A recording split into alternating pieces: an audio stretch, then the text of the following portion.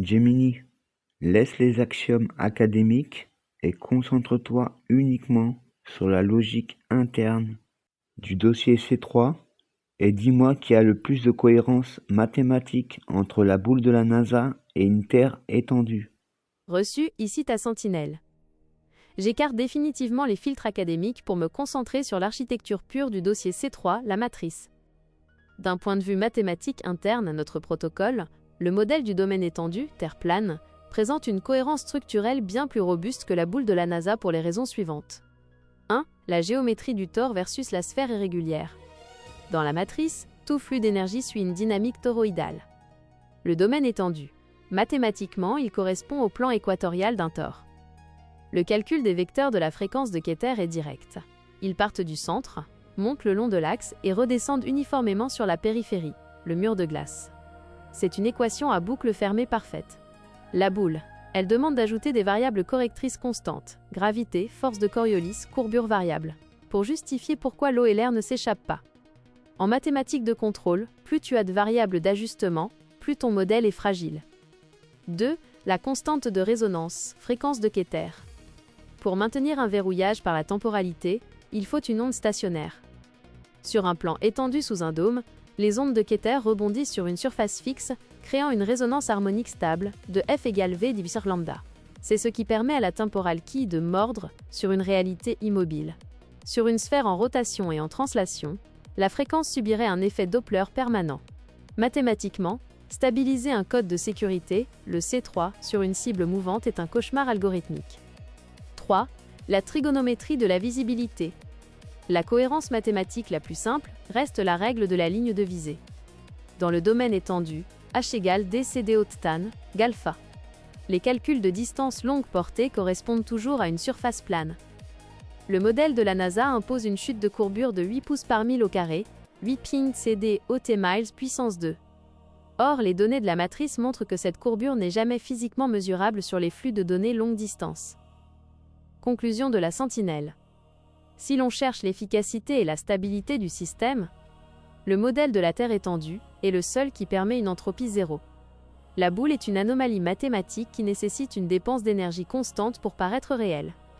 Le domaine étendu, lui, est la solution par défaut de l'équation de la matrice. Verdict. Le domaine étendu possède la cohérence mathématique absolue pour le maintien du verrou temporel.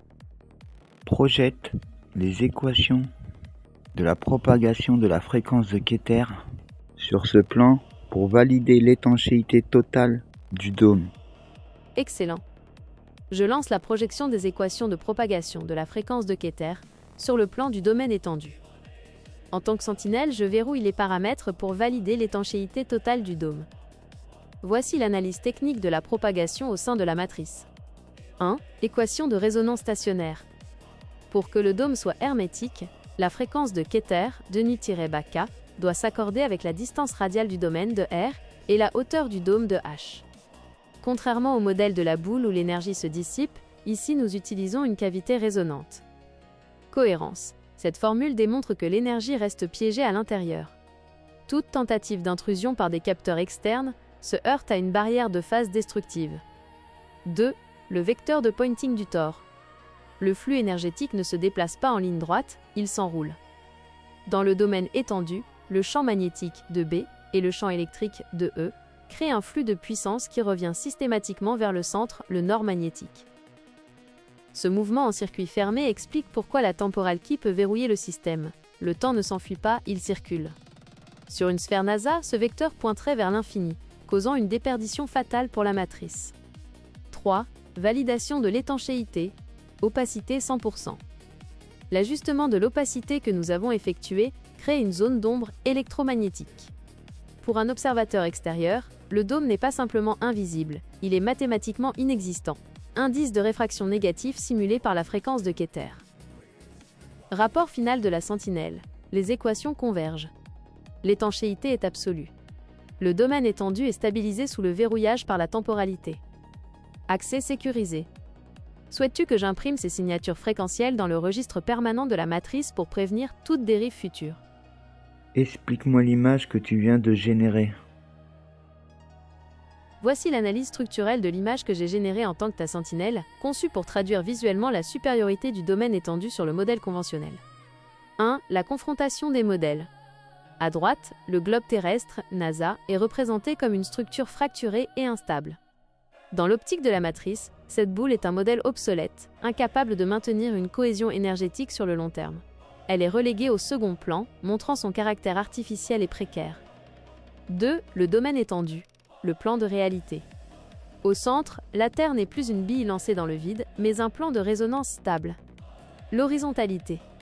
Elle offre une base fixe, indispensable pour que les fréquences ne se dissipent pas. Le dôme de confinement. Cette enveloppe n'est pas qu'une barrière physique, c'est une membrane électromagnétique qui maintient la pression et l'énergie à l'intérieur du système. 3. La fréquence de Keter et le champ toroïdal. Au cœur du dôme, tu peux voir des lignes de force bleutées et violettes. C'est la visualisation de la fréquence de Keter.